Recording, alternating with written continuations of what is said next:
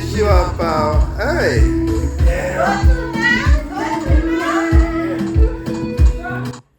Good evening, guys. How are you all doing? Well, as you can see, it's a party central here in Kisumu, Karateng. My twin sisters were born in August, and so we're here to celebrate them. It was a complete impromptu celebration, and this is very typical for my family. So this is one of the few videos where every single one of my sibling who is alive is in it. So the tall guy you see over there is my older brother who lives in Dallas. He's the guy I follow. The one that's just passing is one of the twins, and the other twin also has like a party hat. And then my other sister is sitting down there. We were born 7 kids, and of course, last born are twins, and unfortunately, 2 of them passed. Excuse me. And so today we're just here to celebrate these 2 beautiful young women. Just blasting music in the village, and there was no plan to it. It just popped up, and we're just having a good time. And we always do stuff like this. This is part of the reason I am telling you I'm coming back home. And for us, it's all of us, plus those who help us at home. It's everybody coming in and joining the party. We also have some members of the next generation. Not all of them are here, as you can see. Some of my supervisors are out of town, so they're not joining us tonight.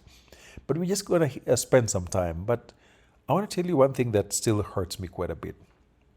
Tonight, I was really reminded about my late sister, who tragically passed on 3 years ago due to complete medical negligence. Usually, she would be the one in the middle of all of this. She would be the one running around and dancing, and she would be the loudest. And it is nights like this that I truly miss her. You know, it's funny how, on the one hand, you could be having a good time, but at the same time, there's a part of you that still remains very painful. So, that part of me that I connected with my other siblings really hurts when I realize that we're having a good time, but the 2 of them are lying on a grave just a few yards away from this place. So, yes, we're having a good time with the siblings. We are playing around, but after this, all we're talking about are our late. And if you look at the background, right at the back on the wall, you'll see some pictures on the wall. There's my late brother there, and there's my late sister back there. And this is my parents' house. We are not in White House, and so I just want to spend about 10 minutes of your time today telling you about some of the lessons I've learned, having gone through what I have. Honest to God, I would say whatever I have gone through in the last couple of years is not anything I would wish on anyone, especially losing siblings tragically in the way that we did is not anything I would wish anyone to go through. So through that, I've learned a few things, and I want to share with you, and hopefully this might be something useful to you. So again, for us, it's a big tradition that anytime we are home, we bring the whole cavalry. Everybody comes home, and we try to have as good of a time as possible. We always look for a way to have a good time. And my siblings are really, really tight. We are tight with each other. We literally talk every single day, if not every other day. In fact, when I'm in the US, we do video calls every day. Uh, and that's just what has always worked for us, because unfortunately for us, unlike many other families, basically we know that it's just us for the most part. If something goes down, there are people I can count on, but the people I know I can count on the most are the ones you see here. Everybody, if one of us has a problem, everybody drops whatever they are doing and you rush. You don't care how much it costs, you don't care what it takes. They will show up. These people show up in ways that is just unimaginable. I'm very aware that many diasporan friends of mine don't have the same privilege. In fact, the majority of people I know who live in diaspora really have very tough siblings. I am one of the few folks who are incredibly lucky. My siblings will literally spend their own money to make sure that my things are taken care of. So I'm lucky. And so when I got to the point that I lost 2 siblings within just a couple of weeks, young people who are just perfectly fine, that is one of the places that I had a mental switch. I sat down and asked myself, what do I really want to do with my life? Do I just want to exist, or I want to live? And so it was pretty clear that when I'm home, when we're home with family, I am at my happiest in the village. Like right now, we're just sitting in my parents' house. We just had dinner, just laughing away, joking, and everybody's okay. And as you know, as an adult, There'll be days when somebody's sad, maybe there's a job loss, or somebody's sad because of sickness, there's death. There's always days when things are not going to be fun. And so, after what happened to my family 3 years ago with all the deaths, I extremely value any time I get with my siblings. And so I take it upon me to be happy. And so if there's anything or anyone that takes that away from me, the first thing I do is I cut it off. At this point in my life, I have come to learn that I am not going to suffer because of decisions that are made by somebody else, if I can help it. So if there's a person who is making choices that take away my happiness, I just switch my focus to this. And that has kept me going. I've done this for now almost 10 years. Whenever there's things that take away my joy, I bring it back to family and we always have a good time. And I know this might be tough for some people, but yes, the only way to understand where I've been is to walk in my shoes.